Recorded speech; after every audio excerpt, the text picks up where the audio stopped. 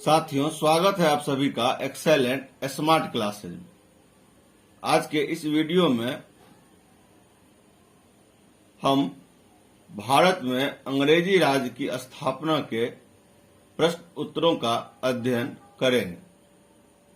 साथियों, यह वीडियो आगामी NMMSS राष्ट्रीय आय सह मेधा छात्रवृत्ति योजना परीक्षा के लिए बहुत ही उपयोगी है।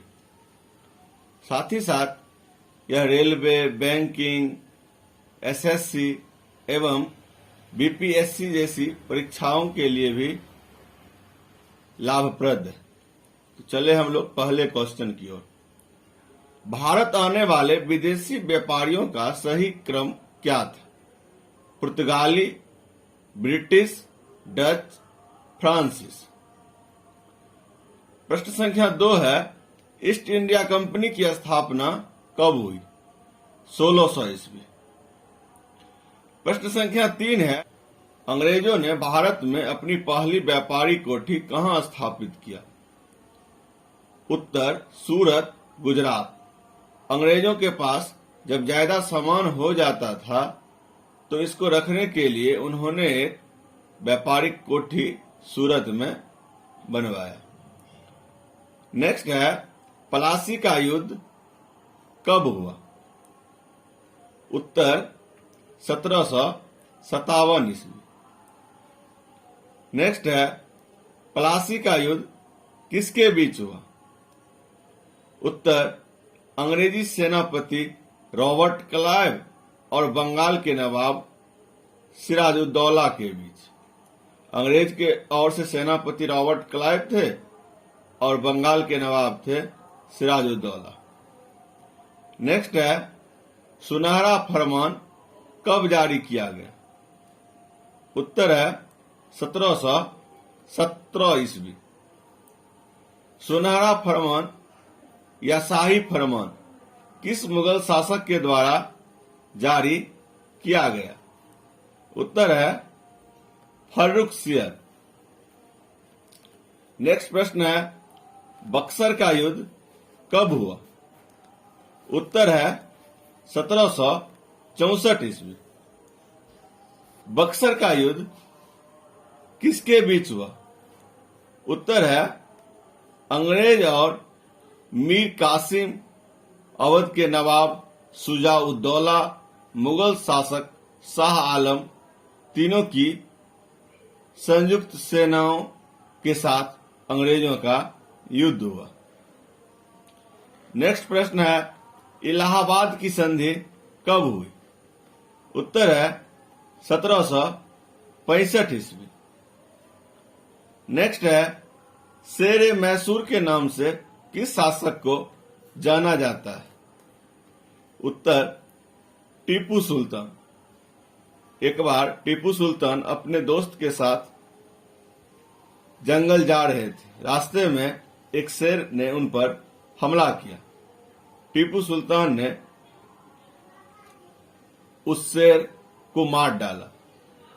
उसी दिन से उन्हें शेर मैसूर के नाम से जाना जाता है। पानीपत की तीसरी लड़ाई कब हुई? उत्तर, 1700।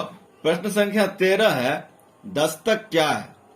उत्तर, दस्तक वह प्रमाण पत्र था जो अंग्रेजी फैक्ट्री का अध्यक्ष कंपनी के सामान के संबंध में देता था, जिससे उस सामान के व्यापार पर चुंगी नहीं लगती थी। नेक्स्ट प्रश्न है, पानीपत का तीसरा युद्ध किसके बीच हुआ? उत्तर है, अहमद शाह अब्दाली और मराठा के बीच। नेक्स्ट प्रश्न है, यूरोपीय व्यापारी कंपनियां मुख्यतः भारत में कौन वस्तु का व्यापार करती थी? उत्तर है, गरम मसाला, सूती कपड़ा, रेशमी वस्त्र, मलमल, नील, सोरा इत्यादि। नेक्स्ट प्रश्न है, वास्को डी गामा सर्वप्रथम भारत के किस बंदरगाह पर आया? उत्तर है, कालीकट, केरल। विलय नीति क्या है? विलय नीति के अंतर्गत अगर किसी शासक की मृत्यु हो जाती थी और उसका अपना कोई पुत्र नहीं होता तो उसके राज का कंपनी अपने नियंत्रण में ले लेती थी। हम लोग झांसी की रानी लक्ष्मीबाई के बारे में पढ़ते हैं, तो झांसी की रानी लक्ष्मीबाई को भी अपना कोई पुत्र नहीं था, तो उनके राज्य को भी अंग्रेजों ने अपने नियंत्रण में ले लिया, जिसका झांसी की रानी ने विरोध किया। नेक्स्ट प्रश्न है, औरंगजेब की मृत्यु कब हुई? उत्तर है 1707 ईस्वी। नेक्स्ट प्रश्न है, सहायक संधि को स्वीकार करने वाला भारत का प्रथम राजा कौन था? उत्तर है हैदराबाद का निजाम। नेक्स्ट प्रश्न है, विलय नीति के अंतर्गत भारत के कौन कौन राज्य कंपनी के नियंत्रण में आ गए?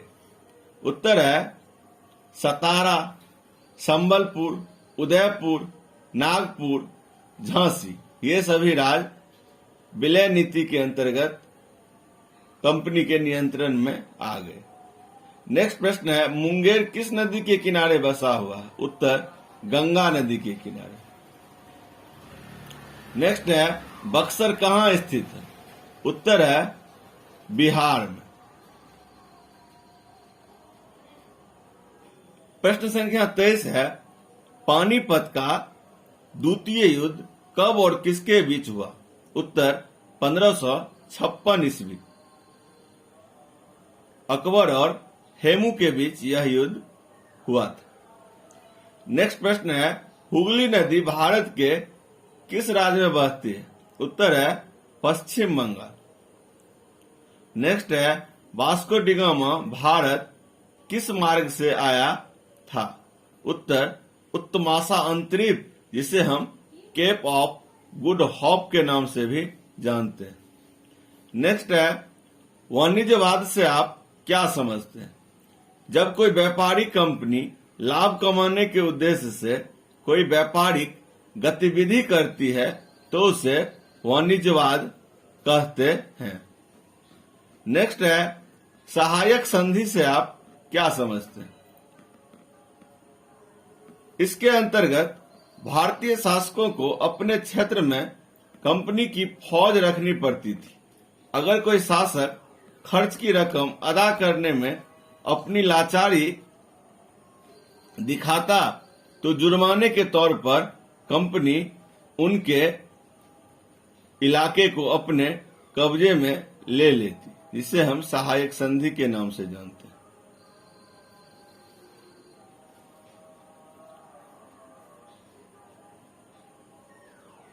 नेक्स्ट है, रेजिडेंट से आप क्या समझते हैं? भारतीय शासकों को अपने राज्य में एक अंग्रेज अधिकारी भी रखना पड़ता था। इस अधिकारी को रेजिडेंट कहा जाता था।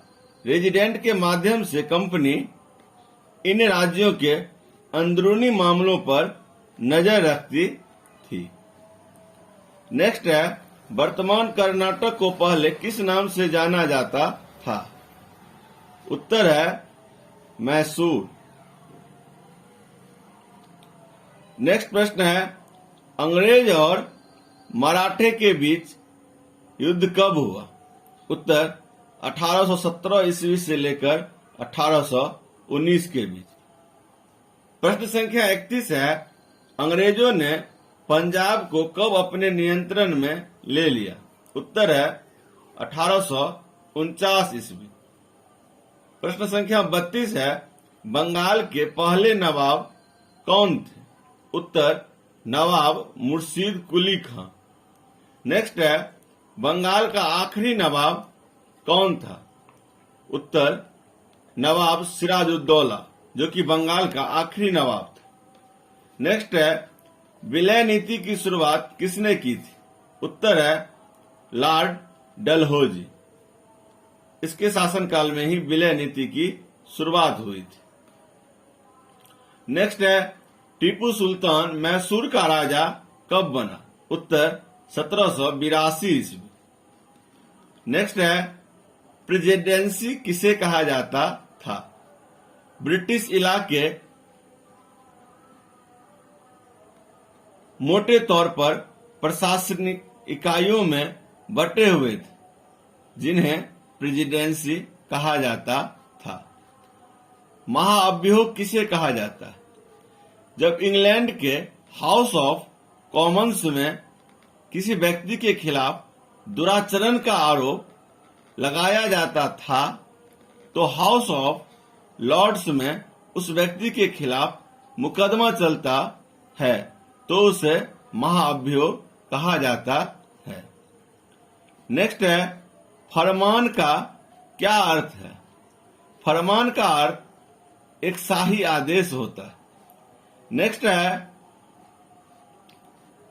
पूर्व के साथ व्यापार करने का चार्टर या अनुमति पत्र कंपनी को किसने दिया?